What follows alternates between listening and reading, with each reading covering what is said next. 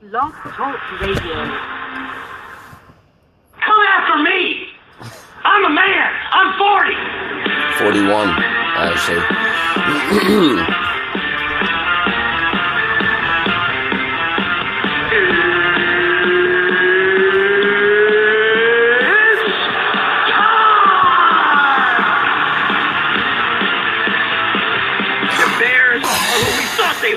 That's why we took the damn field. You want to crown them? Then crown their ass. But they are who we thought they were. And we let them off the hook. I mean, you can take a knee and try a 56-yard field goal. This is not Detroit, man. This is the Super Bowl. It is more about them than it is about the team. Cannot play with them. Cannot win with them. Cannot coach with them. Can't do it. I want winners. Playoffs? Don't talk about playoffs. You kidding me? I just hope we can win a game. You need to be more like a dog. We don't need a bunch of cats in here. Be a dog. We don't need no meows. We don't need no cats. We need more dogs.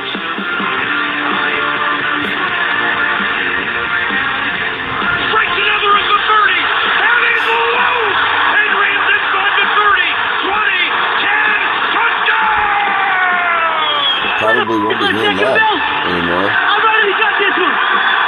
Where's the second one at? My style is impetuous. My defense is impregnable. And I'm just ferocious. I want your heart. I want to eat his children. And it is. No good. He missed it. Are you kidding me? The season can't end like that. He missed it left. I think that the NFL knows what Randy Moss has done with marijuana. And I think the NFL knows what Randy Moss does with marijuana. Good morning. And thank you for joining me. He's questionably parked near Venice Beach. We're live, Shirts versus Skins, with Alistair Conrad. What's up? Good morning. Indeed. And welcome to Shirts v. Skins. I am Alistair Conrad. Happy Sunday Fun Day to you all. I told a couple that I'd be Skins today, but the sun, it's overcast, and it's kind of cool outside, so I don't need to be nipping out here on the radio. And one of these times, once it gets a little warmer, I'll actually do literally Shirts v Skins. I'll be Shirts one week, maybe Skins the next, and when I'm Skins, maybe I'll do that from the beach. I think that sounds awesome. So again, welcome. My buddy Keith put together that intro song, and I love him to death for doing it. I mean, doesn't have to do that. It's awesome. It sounds great. But it's funny how every week I relive that wide left by Blair Walsh, the 27-yarder. Just, twist the knife every week and relive that horror. And it's funny, too, somewhat ironic and good timing, because I just saw on Pro Football Talk, Florio's website, that the GM of Seattle thinks Blair Walsh is a very confident guy. He does come off very confident. He does. He just can't make a 27-yard field goal when it matters.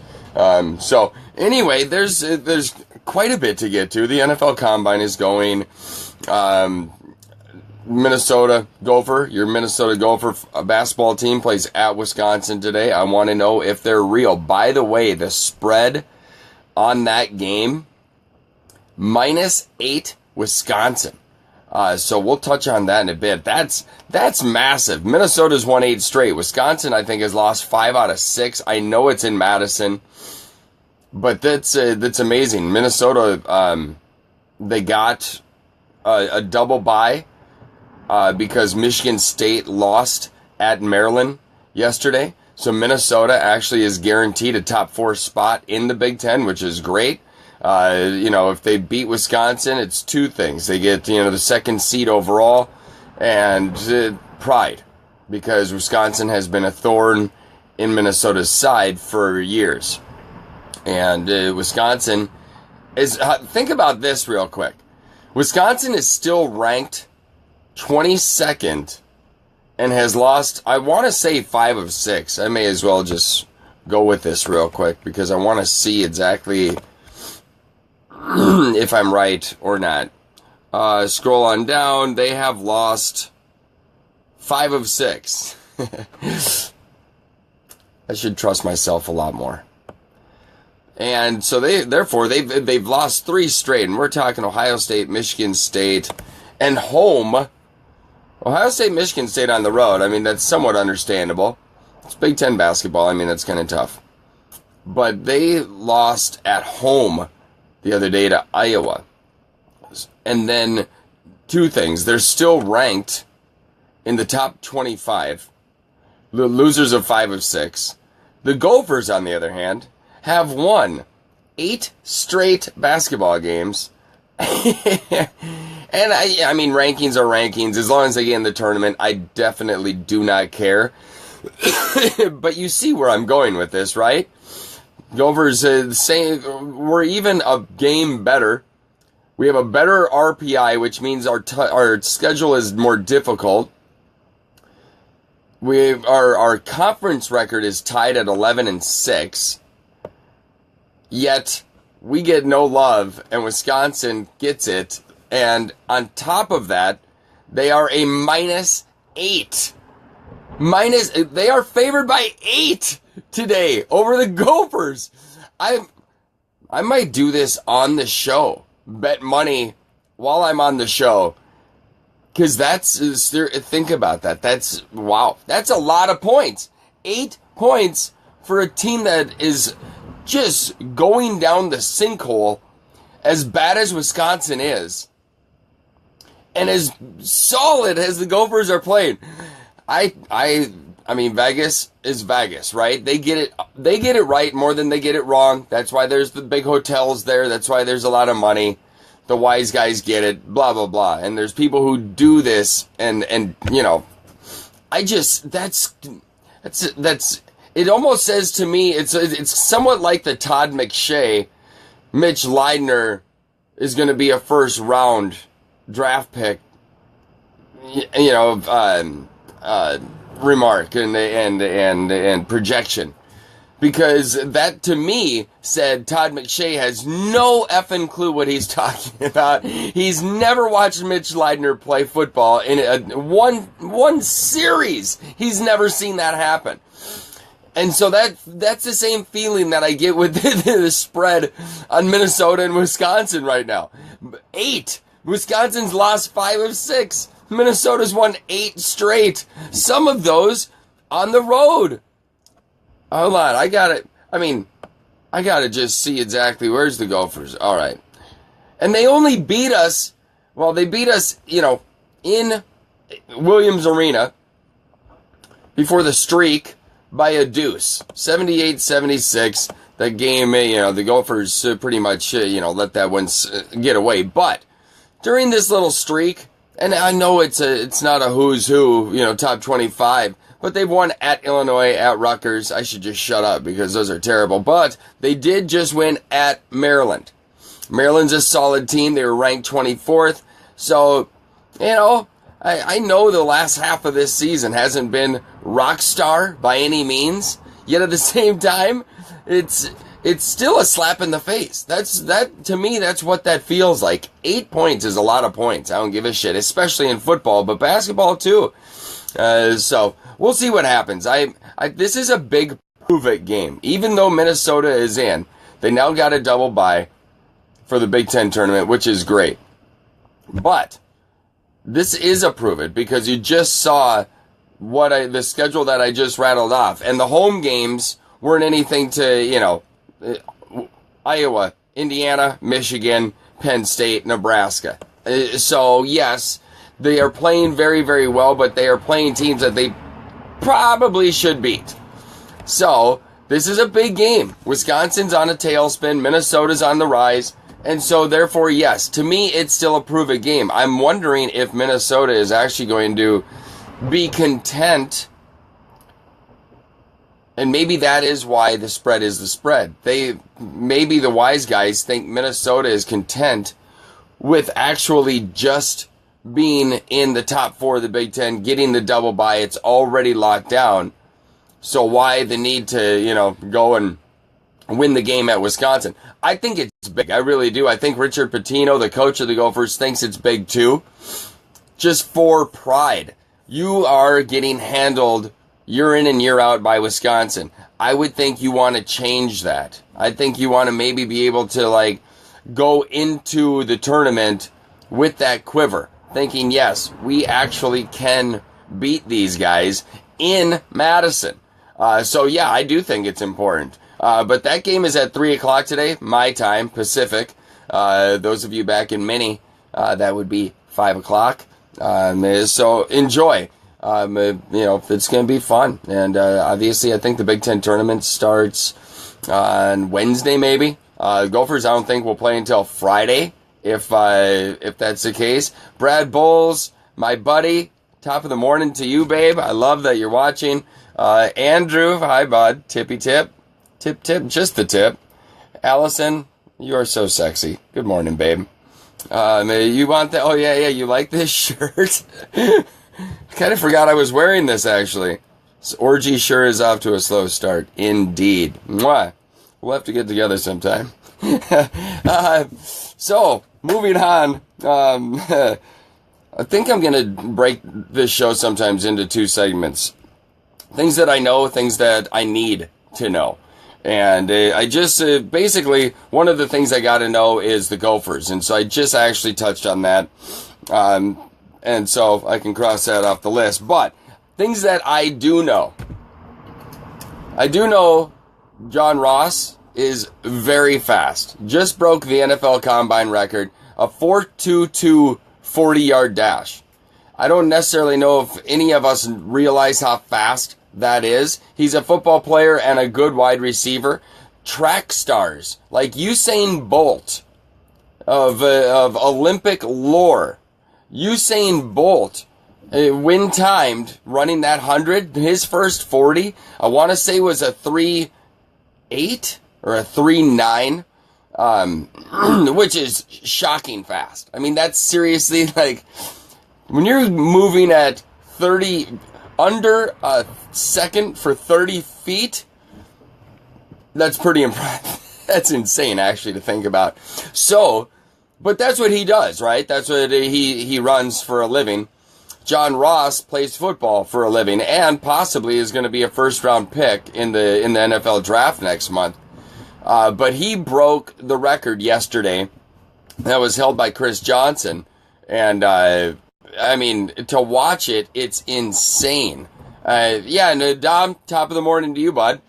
Usain Bolt is known for his slow start, so that's also saying something. It would be kind of interesting to see what his last 40 yards or 40 meters, whatever, in the 100 timed out at, the last 40 yards for Usain Bolt, because when he obviously is going, although you should probably do the last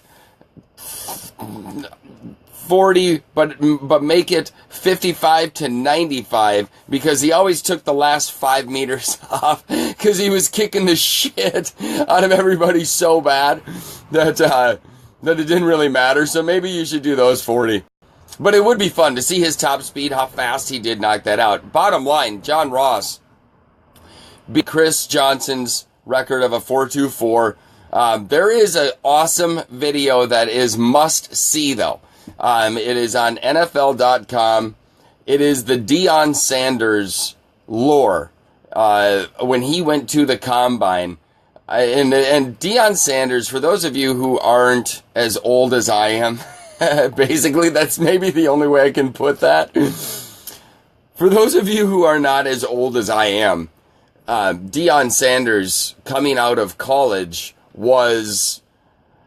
I don't necessarily know how to say it. He was as cocky and brash and, I mean, he was ahead of his time in the sense of being wild and just flashy. That, the gold chains, the Jerry Curl, like the Soul Glow family on Coming to America.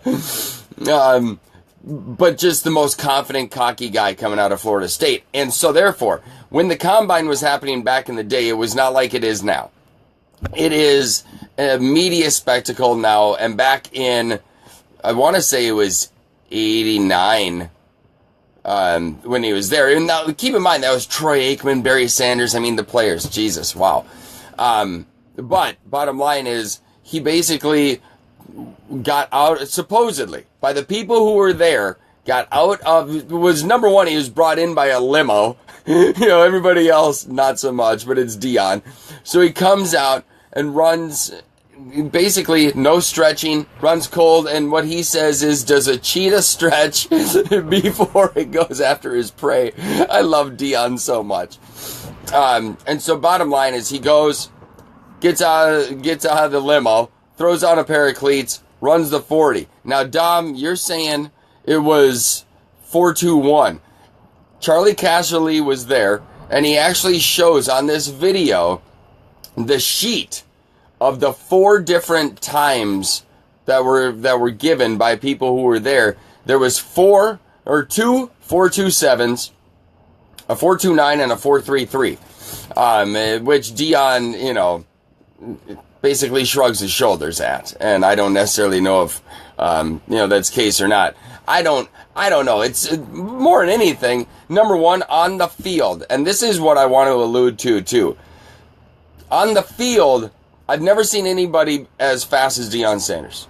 Never, ever, ever. There are plays in my mind that I'm thinking about right now where he chases people down. He's not even on the screen yet that you're watching, and all of a sudden you're thinking it's a touchdown. Here comes Deion into the screen, into the shot, and this, keep in mind, the guy he's chasing is at full sprint, it's not like he's lollygagging in, and basically ended up, chasing this dude down. Deion is the fastest person I've ever seen on a football field, and it's not close. I'm not joking. It's not close. I've never in my life seen anybody that fast on a football field, and it's incredible. And so, but the story itself, Deion it's like Floyd Mayweather big. It's like Conor McGregor big. He took on a life of his own. Neon Deion.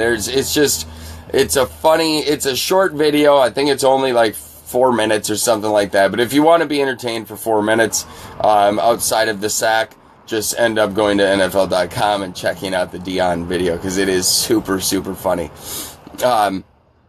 Moss was faster in his rookie year. No, he was not. Faster than Deion? No, I got to disagree with you, bud. There's nobody faster than Deion Sanders. And I guarantee you, if Moss was covered by Deion in 98, Deion would have, and Deion at his prime, not Deion Redskins Deion.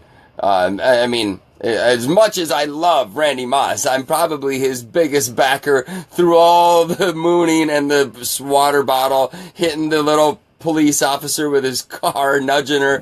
I think it's all awesome. I love Randy Moss. Smoke all the weed you want, but I don't care. I still think Deion Sanders is Deion Sanders. His body was just unbelievably perfect for the position, for speed, for everything. But here's what's a side note to all this, too. Deion Sanders played with the 49ers 1 year. They won the Super Bowl, but that was also a year Jerry Rice was on the field. And what's cool about it is the stories that you heard about practice, about Deion versus Jerry Rice, arguably the best football player ever to play in Jerry Rice. The stories that teammates would talk about, and those two too, Deion especially, would talk about him and Jerry Rice going up against each other. 2 Hall of Famers, arguably the best ever at their positions. Well, for sure, at their positions. Top 5 football players of all time going up against each other. The stories I hear are epic, which correlates to what we have this year. And John Ross. John Ross played at University of Washington. Sidney Jones played at University of Washington. Sidney Jones is very close to a Marcus Peters, who was drafted a couple years back by the Kansas City Chiefs, Rookie of the Year. Ever since then, he's led the league in interceptions. The guy is just insane. But I would have loved to have seen these practices between John Ross and Sidney Jones day in and day out. I would love to hear Chris Peterson, the coach of Washington, talk about it. There's something about the best going up against each other. It's just like when Julio Jones goes up against Patrick Peterson. It's fun to see those mano-a-mano matchups. You know, in football, it's team sports, and so it's up against each other, and you don't necessarily get to see the one-on-ones as much, except for wide receiver and corner more than anything. Obviously, a good left tackle versus a good right end, you know, that's fun to watch too. There's no doubt, you know, you get your money's worth in that sense. But there's something to be said about, well, I think more than anything, it's because a wide receiver and a corner, those are the two biggest diva positions on the field. And they both think they're the best athlete on the field. So when you have a mindset like that, athletes like that, it makes the drama that much more intriguing. And it's going to be interesting. John Ross and Sidney Jones should be picked in the first round. I have a feeling, I've said this before on the show, maybe not 1,000 times, but even though you're fast, you still have to play football. It's still the game of football. Jerry Rice wasn't the fastest guy. Steve Largent wasn't the fastest guy. Fred Biletnikoff wasn't the fastest guy, yet they're all Hall of Famers. And that's just because they are so good at the position that they were able to excel without being the fastest. So bottom line is there have been, examples in the past. And, Usain Bolt was floated out there as, just put him on kick return and see what happens. 49ers tried that back in the day with Ronaldo Nehemiah. It didn't pan out very well. And so therefore it's fun to be able to see somebody like Chris Johnson, like John Ross, who's actually a really good football player too, to be able to have the speed that they have. So I don't necessarily know if the 4.22 is going to put him into the first round, but he's a very, very good talent. It doesn't hurt. Let's just say that. I want to stick real quick on the combine, just because there's certain things year in and year out that bother me about it. And I know this, I won't spend a lot of time on this. It is probably not that fun for a lot of people. But the NFL combine, GMs in the NFL are so frustrating at times because they'll talk about a D tackle, a defensive tackle, like running a bad 40 time. A D tackle, like he's moving possibly at most a play 10 yards. At most, and that's just if he's chasing a quarterback down. Or an offensive lineman. Oh my God, he ran a 5.4 40. So what? So what? If he's run blocking, he's at most, he's going 5-7 yards. If he's pass blocking, he's going backwards. Yeah, it doesn't do anything. If it's a screen pass, that's one thing. You got to get out ahead. You got to make that block. But even so, that guard that's pulling or drifting out, or the tackle that's coming underneath to go out on the screen, is not going to be, he might be running 40 yards, but the running back is going to be past him within 10 to 15 anyway. Doesn't matter. He just needs to get that out of, you know what I'm saying? He just needs to get the first block. That's all he needs. He just needs that first block. He's not the guy kicking it 35 yards down the field and doing that. You know what I'm saying?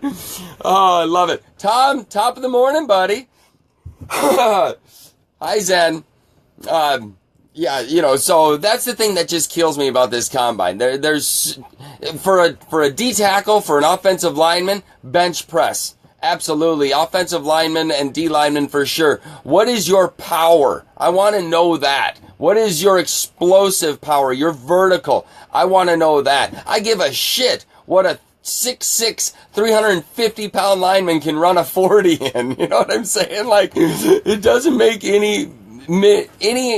And Dom, I disagree, bud. You say with O-line, it speaks to their endurance in a two-man offense. So the 40 is nothing about endurance. All that is explosive, but for a distance. And it doesn't, an offensive lineman should maybe have a 10-yard time or a 20 at most. 40-yard is just worthless. It's dumb. For a wide receiver, it means a lot just because you have, if you're running a fly pattern, it kind of gives you an idea of the explosiveness, how fast you can get there, albeit, Jerry Rice, he did enough fly patterns and streaks that he, still completed the pass. So that, it does mean a lot for running backs, wide receivers, tight end, so forth, your skill positions. Quarterback, maybe not so much unless you're, a black quarterback or a running quarterback, doesn't have to be black. Sorry. Most of them are. But, so that being the case, that's my little pet peeve. I don't want to spend too much time on it. I really, really don't. So I just wanted to touch on that because that's just truth. It makes no sense. So anyway, I wanted to get that out of the way, but if you're a GM, you're a fool. If you're using a 40 in any aspect on linemen, D-line, or O-line, you're a fool. You're an absolute fool. Sticking with the NFL real quick, Tony Romo. And think about this real quick. This is Jerry Jones to a T. Jerry Jones has been ineffective as a GM ever since basically Jimmy Johnson has left and a team owner. They're basically a 500 team. But I just read on Pro Football Talk, before the show, that Jerry Jones basically has Tony Romo agreeing to do the right thing. What does it say? Hold on a sec. Jerry Jones, do right rule. The do right rule. Somebody just texted me, by the way, and I can't see the text because I'm on Facebook Live and it doesn't show me, so I apologize. I'm not going to respond to you until after the show. But Jerry Jones gave Tony Romo the do right rule. And I just find that shocking, right? I get it. Tony Romo has been a Dallas Cowboy for X amount of years. Jerry Jones gave him a chance. Bill Parcells gave him a chance. The loyalty is there. I understand that. But unless you trade Tony Romo somewhere, once you release him, he's free to do anything. Vikings fans, can you imagine if we did not have Brett Favre, that 1 year, 1.5 basically, in Minnesota? That first year, 2009. Granted, he messed up the playoffs, although Adrian Peterson is probably more to blame, against New Orleans. But that is there's just, I don't understand Jerry Jones. He's so lucky. He drafted a great O-line. I'll give him that. But on top of it, it's him drafting, and they still have to pan out. There's numerous examples of people who have gotten drafted high in the draft, O-linemen, and have failed. He has been very fortunate. I don't know who his O-line coach is, but that guy is probably pretty good to get all these guys to work together as a team. It's not Jerry Jones. He drafted them, yes, but the coaches are the ones who made it work. He was lucky. He was smart enough to know that he has an O-line. He got Ezekiel Elliott. Super lucky with Dak Prescott. I've said it 1,000 times on the show. I'm not a huge Dak Prescott guy. Put him on any other team, and we'll see how Dak Prescott is. You'll put him on Dallas. Yeah, I could probably do pretty well on Dallas behind that line. I'm sorry. Half of the quarterbacks in the NFL could do good on that team. So I'm not sold on Dak. So here's my thing with Tony Romo. Tony Romo got kicked to the curb. When healthy, now, and once again, when healthy, I say this all the time, but yeah, you know what? Football has injuries, I get it. Tony Romo has struggled a little bit in that department, and he's not always been the clutch in the playoff type of guy, but you can't tell me when they're healthy, he's not a better quarterback than Dak Prescott. So in Tony Romo's eyes, he got kicked to the curb. Dak Prescott comes in, he's the ultimate in-game manager, and, he had a great running game, great O-line. Team did well, and so everybody's pining for Dak. Oh, Dak is so great. No, he's not. Tony Romo is great. Tony Romo is really, really good. And so bottom line, Tony Romo, if I was Tony Romo, I would be a little pissed. And no offense, Jerry Jones, I'd kind of want to stick it to you. I'd really like to stick it to you. So do this, release me, and then I get to go wherever I want to go. And Dom, I 100% agree. He has had some fluke playoff games, and his knees are good to go. Tony Romo, it's unfortunate. He's had some fluke injuries. And so, I mean, and I think that's maybe what you're talking about, Dom, is the injury aspect, not the playoff games. But the injuries, yeah, you know, like 2 or 3 broken collarbones and so forth. You know, I mean, just kind of random stuff. All I'm saying is Tony Romo is better than Dak Prescott. He knows this. Everybody should know this. If healthy, Tony Romo is better. If you do not believe that, you should stop watching football or stop commenting on it ever, because you are an idiot. I'm sorry. I hate to be that blunt, but if you think Dak Prescott is a better quarterback than Tony Romo, you're stupid. You're dumb. I'm sorry. So, bottom line, if I'm Tony Romo, I feel slighted. And I'm sorry, Jerry, but your do right rule, suck it. I'm going where I want to go if you release me. And if that means going to Washington, so be it. They've got a nice offense in Washington. They do some defensive things there, and they could be a pretty good team. If Tony Romo stays upright, they could be a really good football team. So Jerry Jones can suck it. He gets his way all the time. All the time. Be it rules committee, the stadiums, all that type of stuff. No, it doesn't work like that, Jerry. You can't be swayed by the media for Dak, make that decision, and then have a little side deal with Tony being like, well, you know, I love you like a kid. You're my son, so don't go to another team and make me look bad, is basically what that is saying. You know, I read that this morning, and I couldn't believe what I read, actually. Tony Romo, I pray Tony Romo now goes to Washington. I pray he goes to Washington. John Gruden, or whatever Gruden's brother's name is, he's a good coach. He just got extended too.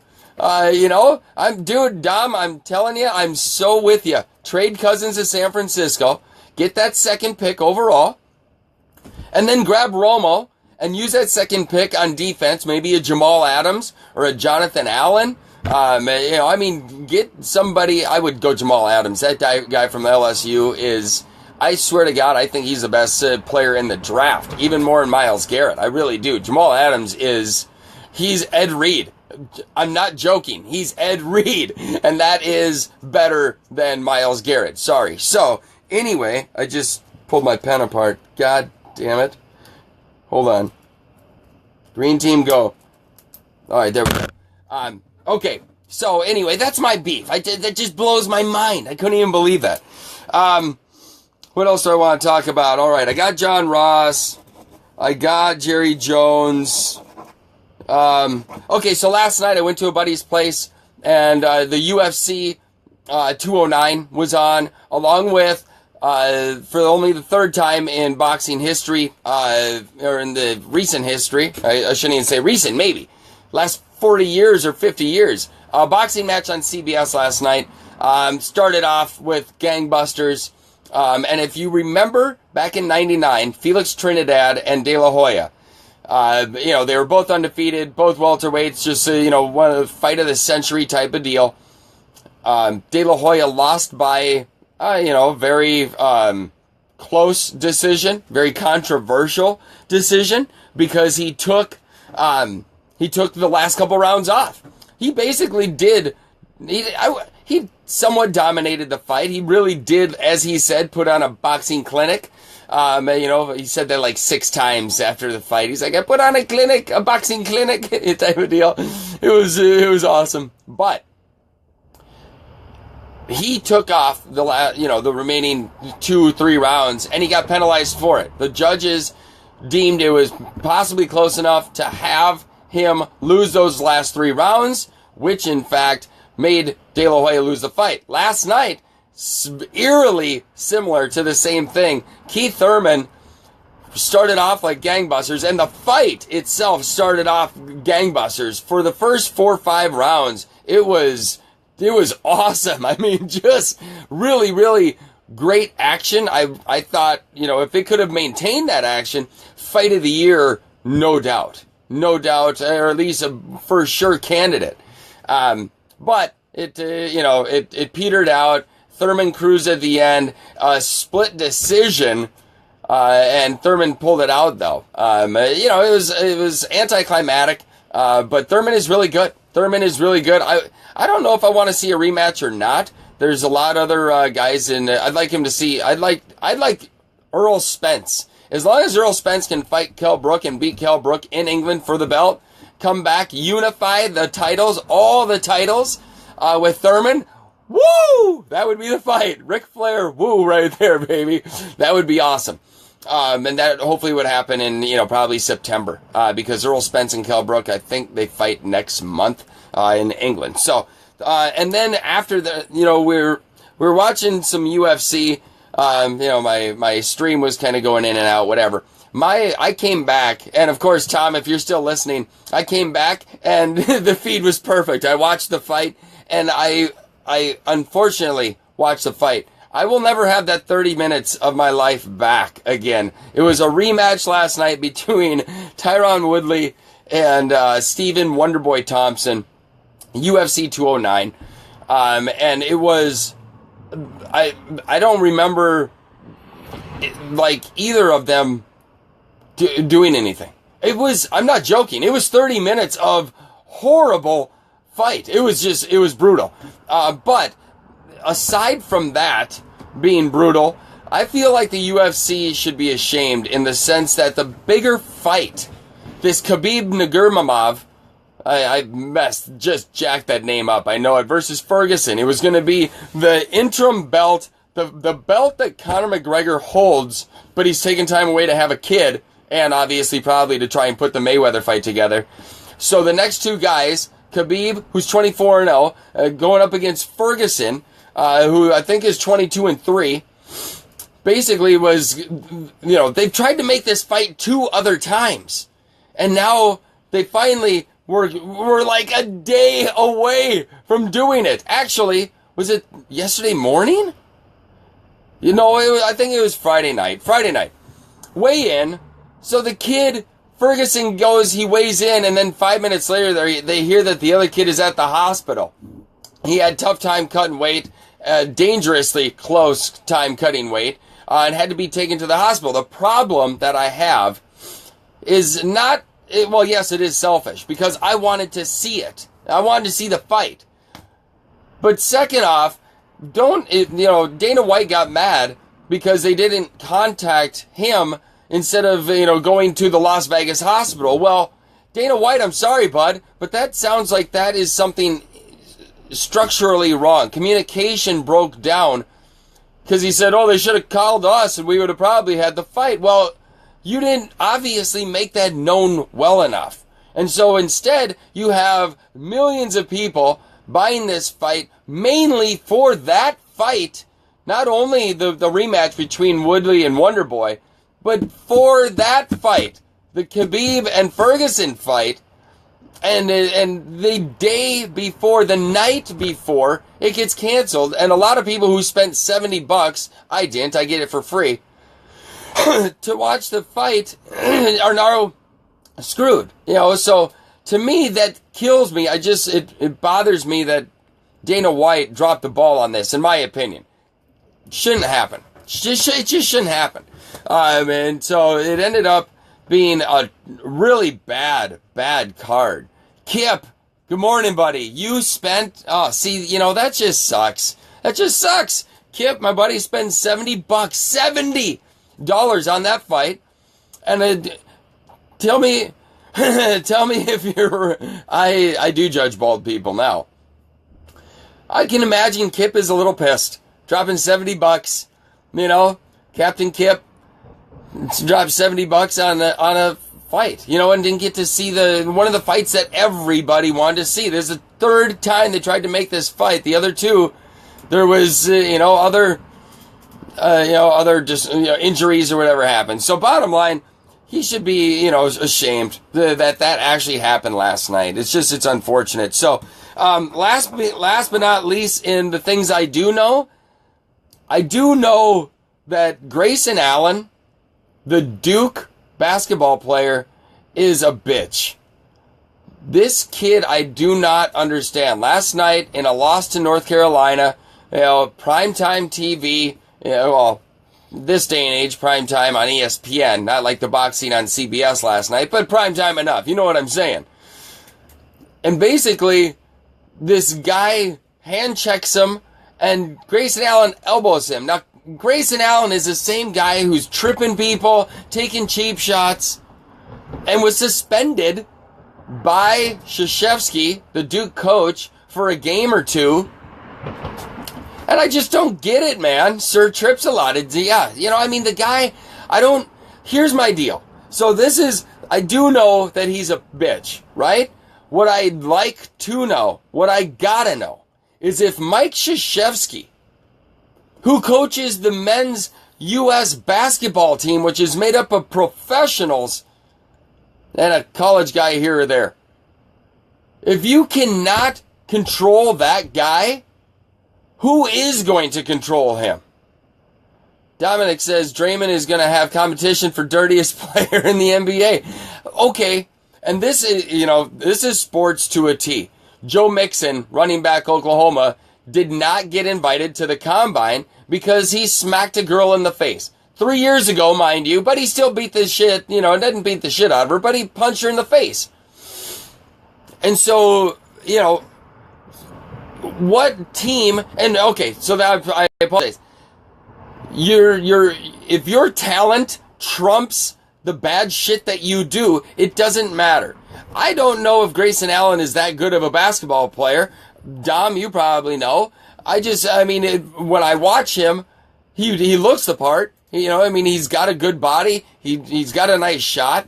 Granted, there's an NBA team that's going to want to probably take a chance. But what I'm getting at, what I like to know, what I got to know, is if Mike Krzyzewski can't take care of that kid, who is going to take care of him? That to me, kids like Grayson Allen, obviously Christian Laettner was a perfect example. Same school, ironically, back in the day for Duke, early 90s. Arguably one of the best college basketball players to ever play, Christian Laettner, was the same way. He was a big baby, just a big pussy, and it seemed like he just needed a good ass kicking. And I don't know if Grayson Allen is that kid. Dom, you say he's going to be a first rounder. And like I say, he's got talent. And generally, that trumps a lot of bad stuff. Now, this kid is only tripping, elbowing. He's not punching women. He's not, raping or any of that type of stuff, pillaging and burning. But he's still, something's up with this kid. Like, how entitled, spoiled do you have to be to keep doing this childish stuff? Draymond Green, same thing. Like, I would love it if somebody who Draymond kicks or whatever flat out nails him, just clocks him, lays him out. How great would that be? It's not that I don't like Draymond Green. I just think he needs to be put in his place, and nobody's willing to do it. Grayson Allen needs a punch right to the jaw. Just cold, knocked out cold. So when he gets up, he's like, holy shit, I won't do that again. You know what I'm saying? Like, these people the people who let these guys get away with it are the ones who are wrong. I mean, you're playing playground basketball. And Dom, I'm telling you, that video last night, excuse me, Wojciechowski for Duke. Oh, it's just, my blood boiled watching that last night. I just hate people like that. And Dom, last night you equated it to a soccer player flopping. And it is. It's just so, I don't like the mindset of those people. I don't. If you're gonna cheat, you gotta be, not saying I never have. That's why I'm gonna put it out there like this. You cannot be so just flagrant about it. You know, be a little bit more discreet in your cheat. The obviousness of this, I guess, is maybe what bothers me. And with that, the arrogance it shows is obviously what bothers me. That I think is something I just have a hard time, obviously, I have a hard time dealing with, because it's frustrating to watch that. And like I say, Draymond Green, Christian Laettner, Wojo, Grayson Allen, Paulus, Reddick, like you mentioned, they all just need a good punch in the face. They need to be laid out and woke up and be like, oh, funny, I'm assuming you're probably not going to do that again, right? It's so just, good God. So anyway, that's my biggest thing. I know he's an asshole, but my question is, if Krzyzewski can't control him, how's good is he going to be? And I'll be honest with you, Dom, Wojo, not a good NBA player. Paulus, not a good NBA player. Reddick, yes, he is. So Grayson Allen, who knows? Is he a good teammate? That's the other part of it. You're going to go, college is one thing, but now you're going to go to the pros. Christian Laettner, arguably best college player ever to play, college basketball, went to the pros and wasn't anything. Really? I mean, he maybe had a couple good, years, but I know he didn't really do well on the Timberwolves. And so, I don't necessarily remember his career arc or not, but generally, the college is one thing. You can get by with certain things, but once you go to the pros, you're all of a sudden around men. And some of those men aren't going to take your shit. And I would love it if one of those men nailed Grayson Allen. I just gotta hate him. I just hate people like that. Just a little fucking brat. I hate it. 21-2 in NCAA tourney. Are you talking about Laettner? I'm assuming you're talking about Laettner. UNLV loss. Trying to think, who is their other loss? Because they one-time All-Star. Who is their other loss? If you remember, I know UNLV obviously, in the championship when they got killed, but I'm trying to think who the other loss was. But either way, so that's the Grayson Allen. What have I got? I've got about 10 to 15 minutes left here on Shirts v Skins. I'm Alistair Conrad. Thank you so much for joining and tuning in. Those of you on Facebook Live, I appreciate it. The rest of you listening around the world, the millions of you listening around the world, it is greatly appreciated. Seton Hall in 89. Oh, that's it's very, I love how life works sometimes. Seton Hall comes up, and Seton Hall just pulled off an upset yesterday at Butler, which is a huge, huge shocker. Not the one in the butt shocker, but that's a big shocker. So, anyway, moving on. Vikings running back situation. I hit on the Gopher basketball earlier. I don't know if I should hit on that again or not. Dom, Final Four. Okay, real quick, I don't know if you know this or not. I'm just throwing this at you. But the Gopher basketball are an 8-point underdog at Wisconsin today. I don't know if you know that or not. I just saw it earlier. After this show, I am going and betting on that game. 8 points. Wisconsin Badgers. Losers of 5 out of their last 6. Granted, it's at the Kohl Center. I get it, in Madison. Minnesota has won 8 straight. Of those 8, not very impressive teams that they beat, but it's still Big Ten basketball. They did win at Maryland, which is impressive. Illinois and Rutgers were the other away games, so nothing too crazy. But they've won 8 straight, and they are looking really, really good. Wisconsin's looking really, really bad. They just lost at home to Iowa. So yes, I get it. They need to be fired up. They need to get back on track. And so yes, this is a big game for them going into the Big Ten tourney. I feel it's a bigger game for Minnesota because of what I just said. They've got 8 straight wins. They've gone from 3-6 in Big Ten play the first half of the Big Ten season to almost going undefeated the second half of it, at 8-0. But these last 8 games haven't been necessarily top notch. I feel like this is huge for Minnesota. I believe Wisconsin's had their number. It's not a genius to take that, approach, or to think that. Minnesota needs to have utmost confidence, not only going into the Big Ten tourney, but going into the final, the final tourney, March Madness. And so the way they're playing, I think they can do it. And the way Wisconsin's playing, you think they can do it. But, we'll see at 3 o'clock. All I know is 8 points is a lot. And I was shocked when I saw that. So, Vikings situation, we may as well touch on that for maybe the last 10 minutes, if it lasts that long. I've got everything basically, gosh, I should make notes more often. Anyway, Vikings obviously, didn't release. Well, I guess they did. They did not pick up the option on Adrian Peterson, hence he is a free agent. What I do know is Adrian Peterson, and I said it last week, there was one play in the game against, I think it was Detroit last year, with the first game that AP came back. It was only one. I get it. It was only one play, but he just didn't have that burst, that decision-making that he generally had, and it made me question Adrian Peterson. Here's the flip side to this all. Everybody in Minnesota, and kind of myself included, says, let Adrian Peterson walk, right?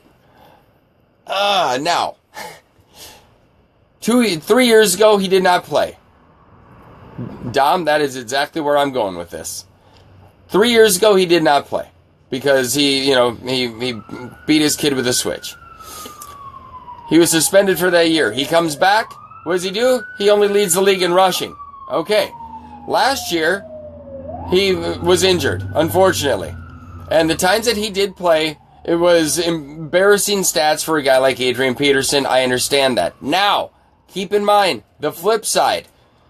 He has only played 1 year out of the last 3, essentially. His body is 32 years old, but he doesn't have the wear and tear that he would have if he would have been healthy for the last 3 seasons and played. That would have been 600 snaps if you only take 300. He was averaging more carries than that per year. So if you just take 300 carries a year, his body has saved 600 carries in the NFL. That means a lot, people. I don't know if you know that or not, but a running back in the NFL takes abuse. And saving 600, I'm telling you right now, that's it. Here's the thing. So not to sidetrack, all right? Adrian Peterson, he's just put out a video a la Terrell Owens, which I'm not a huge fan of. I know Adrian Peterson is strong. I get that. He went cold turkey and put up 225 20 times, 2 times. Kids at the combine, everybody's, Samarje Perine put it up 30 times. That's the most out of any running back in college. And what's his face? Adrian Peterson just goes and throws that up 20 without even getting warmed up. I mean, Adrian Peterson physically, we've never seen anything like him. Never. I don't care who you talk about. Nobody is Adrian Peterson physically. It is outrageous what his body is about. All he needs to do is stay healthy and have an offensive line that is going to actually be productive. I do not care who you would have put behind the Vikings offensive line last year. Everybody is quick to say Adrian Peterson did really bad, but the offensive line was horrible last year. Horrible. There's no ifs, ands, or buts about it. And so, Dom, you don't know that. You say his burst is gone. Is it? Is it? Earl Campbell, no, not even close physically. Strong? Yeah. But not nearly as gifted. And I'm talking about all round, like strength, agility, physicality. No. And don't get me, I love Earl Campbell. I think he's amazing, but no, not even close. I would think like Jim Brown, Jim Thorpe, like there's nobody like Adrian Peterson. But what I'm getting at is his burst gone? Or is it just because the offensive line was such a wreck, there's no time to do anything, which was proven last year by not only AP, but other running backs, McKinnon and whatnot. Yeah, strength-wise, Earl Campbell's country strong. Adrian Peterson is too, but he's also like Michelangelo strong, just sculpted. Earl Campbell was he was like country prison strong. But here's my scare. And Dom, you just put it on Facebook Live. This is my scare. Imagine Adrian Peterson on the Patriots. Imagine Adrian Peterson on the Raiders. But imagine even more Adrian Peterson on the Packers and pulling a reverse Favre. Those Vikings fans, us Vikings fans, think about that for a second. You want to all say Adrian Peterson doesn't have anything left in the tank. You put him on Green Bay? I'm telling you right now, if he put on that yellow helmet, that is Aaron Rodgers. He doesn't need any more help. He's already mind-blowingly good. But if you put Adrian Peterson in the backfield, and even if he's not what he once was, as a D coordinator, you still have to account for him.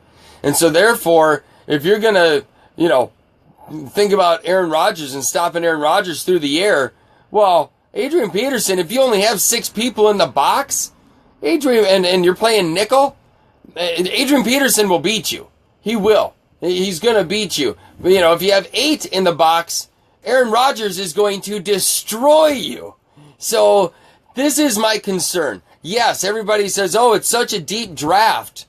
You can get a running back. You look at Alvin Kamara. He's a 3-down back from Tennessee. Yeah, that's awesome. It is, or whoever. And it comes on the cheap. Although I do believe, because the draft is so deep, because Jamal Charles is out there, Latavius Murray is out there, there's other running backs out there. They're not Adrian Peterson, but the price is going to be low enough for Minnesota to maybe get a bargain on AP. And when I'm talking bargain, I'm talking maybe $4 to $5 million a year. I'm not sure if that's capable. I think they are going to test. I'm going to see if I'm Rick Spielman. I have a feeling that's what he's going to do. I know they're probably trying to negotiate something right now. But I say hold off. Let him see what the market is. Let's see what Jamal Charles signs for. Let's see what happens and see what the market bears. Because this is a bad year for Adrian Peterson to want to be paid when you've got Leonard Fournette, Dalvin Cook, Christian McCaffrey, Alvin Kamara. I mean, there's a lot of running backs in this draft that are really good. And so Minnesota might be able to get that. All I'm saying is 2 years ago, with Adrian Peterson and Teddy Bridgewater and a good defense, they were 11-5. Won the division, and Adrian Peterson led the league in rushing. They did really well. There was a lot of things, unfortunately, that happened this year that just didn't fall the Vikings' way. Injuries more than anything. And they still finished 8-8. Defense lost their edge because they couldn't do it all. But there's certain little things that can help right away. And a running game can do that for you. 60 seconds left on Shirts v Skins. I don't know what to do with AP. I feel like if you get him at a bargain, you might want to do it. You still got Jerick McKinnon. He's a good 3rd down back. He is. But I'm telling you, if Adrian Peterson can have blocking in front of him, if the Vikings can do well in free agency because they are behind the 8 ball on the offensive line, if they can do well in free agency, they got Boone at left guard. If you are able to get a couple free agents and solidify the right guard, the right tackle, figure out at left tackle and have something, you should be okay. And I'm telling you, that's all it takes. You need an O-line. Then Bradford can do his thing. AP can do his thing. And things are good. 10 seconds. Thank you guys so much, Facebook Live, for tuning in. I appreciate the rest of you. I love you. This is Alistair Conrad. This is Shirts v Skins. See you next Sunday. Take care.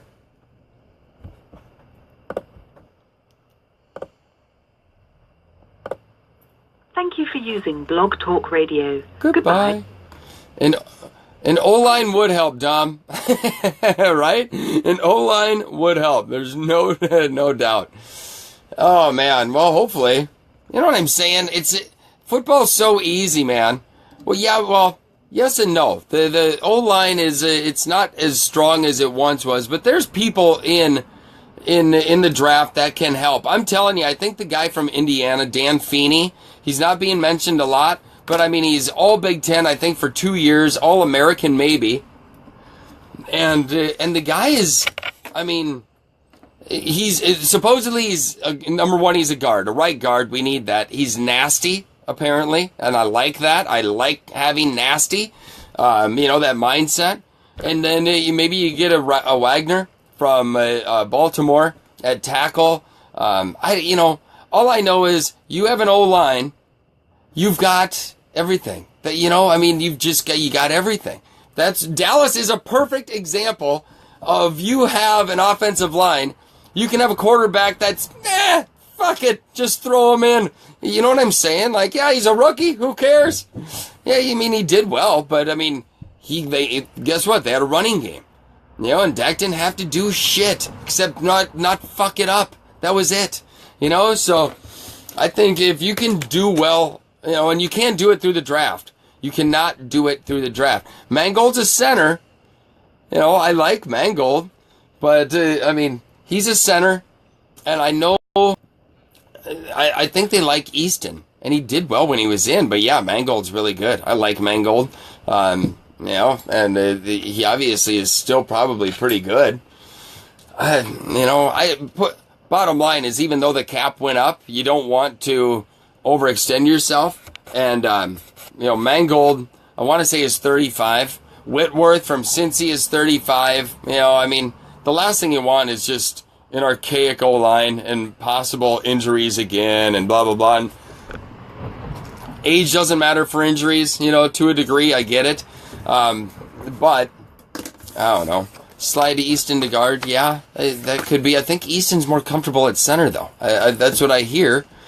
And I just think, I don't know. You don't want to overspend, but apparently the cap is at a record 170 or 168, something like that. So why wouldn't you just end up going for it? You don't have a first-round pick. So there's no chance of you getting the kid from Wisconsin. There's no chance getting the kid from Utah, the Bulls. You'll be lucky in the second round to pick up Feeney from Indiana or, someone else. Because it's not like the Vikings are the only team that needs offensive line. So, you're fighting with maybe half the league that needs linemen. And so not only in free agency, but the draft, I just think you need to be extremely aggressive. You have the cap money. You need to be able to take care of Rhodes, right? So you get that taken care of now so you don't have to wait until next year. Take care of that now. I don't know, get 2 free agents if you can. Like I say, there's other teams who are going to be paying, for these guys too. But like I said last week, yeah, so they've got $51 million, right? Take care of Rhodes. I said it last week. Dallas and Oakland, for that fact. Oakland had the steal of the free agency last year with Simile. Just unbelievable. What they paid that cat to get him at the age he is. It's just insane. And now if anybody wants Zeitler, from Cincy, he's gonna be like $13 million a year if you want that kid. But he's 26 or 27. Wagner at Baltimore is 20. Yeah, Zeitler's 26. Wagner's 27. They're both from Wisconsin, which I think is massive. I really do. I think that's huge. And, if you were to get both of those, there's your right guard and your right tackle. You got Boone. If you can get Mangold on the cheap, maybe you do that. That would be a nice 4 right there. And then you can go into the draft. Or, I don't know, dude. Khalil? I don't know. All I know is you need to spend money because you're not doing it solely through the draft. They've proven they can't do it through the draft, with Willie Beavers last year and a couple others. The Shepard character and from Oklahoma and whatnot. So I feel like they need to spend money. They have to spend money. In free agency, they got the money, and you need to shore up your O-line. And I don't feel it's a good idea to do it with a couple dudes who are 35. Why not do it? Dude who's 26, dude who's 27, pay him. You know what I'm saying? They're both from Wisconsin. They're Midwest kids. I like that. They might want to play, together again. They're young. You spend the money on them. You have them for a while. And I just think that's smart. I really do. Because you try and get somebody through the draft. Even, Forrest Lamp from Western Kentucky is a guy that is now going to be in the first round. So you're assed out on that cat too. You're out. I don't know. I think it's I don't know. Yes, I do. What I do know is you need to spend the money. That's it. So anyway, I gotta go. I'm gonna go take Woo to the park before it starts raining. It's supposed to start raining like a half hour to an hour, something like that. So I'm out of here. Happy Sunday Fun Day, Dom, and the rest of you guys. Thank you so much. I appreciate it, and I will chat with you later. See ya.